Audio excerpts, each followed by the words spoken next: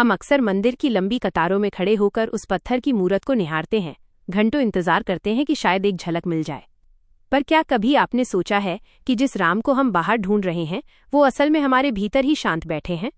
राम कोई बाहरी शक्ति नहीं, राम तो एक आचरण है, एक स्वभाव है। अयोध्या के महलों में पलने वाले उस राजकुमार की कहानी तो हम सबने सुनी है, जिसे राजतिलक मिलने वाला था पर मिला 14 वर्षों का वनवास। सोचिए उस पल उनके मन में क्या बीता होगा।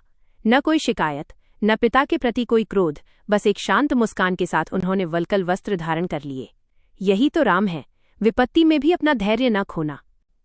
आज के दौर में जब छोटी सी बात पर हमारा आपा खो जाता है, जब हम अपनों से ही ईर्ष्या करने लगते हैं, तब हमें राम के उस वनवास को याद करना चाहिए। उन्होंने पत्थर की अहिल्या को तार दिया क्योंकि उनके स्पर्श में करुणा थी। उन्होंने शबरी के जूठे बेर खाए क्योंकि उनकी नजरों में कोई ऊंच नीच नहीं थी। उन्होंने गिलहरी के छोटे से योगदान को भी उतना ही सम्मान दिया जितना वानर सेना के पराक्रम को।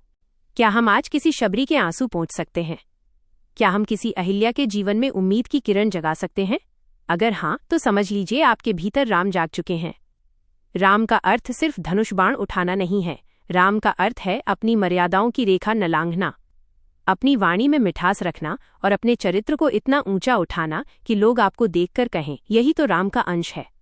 इस रामनवमी चलिए मंदिर में दिया जलाने के साथ साथ अपने भीतर के अंधकार को भी खत्म करें। उस अहंकार को छोड़ें जो हमें अपनों से दूर करता है। याद रखिएगा, रावण को मारने के लिए राम को घर से निकलना पड़ा था, लेकिन राम बनने के लिए उन्हें खुद को जीतना पड़ा था। आज के इस पावन दिन पर खुद से एक वादा करें, सच बोलें, प्रेम बांटें और मर्यादा का पालन करें। जब आप किसी की निस्वार्थ मदद करेंगे, जब आप किसी डूबते हुए को सहारा देंगे, तब आपको महसूस होगा कि वो पत्थर की मूरत अचानक आपके दिल में धड़कने लगी है। आप सभी को रामनवमी की बहुत बहुत मंगल कामनाएं। प्रभु श्री राम आप सभी के जीवन में सुख, शांति और अटूट धैर्य प्रदान करें। कमेंट्स में जय श्री राम लिखकर अपनी उपस्थिति दर्ज कराएं और इस संदेश को अपनों तक जरूर पहुंचाएं। जय श्री राम।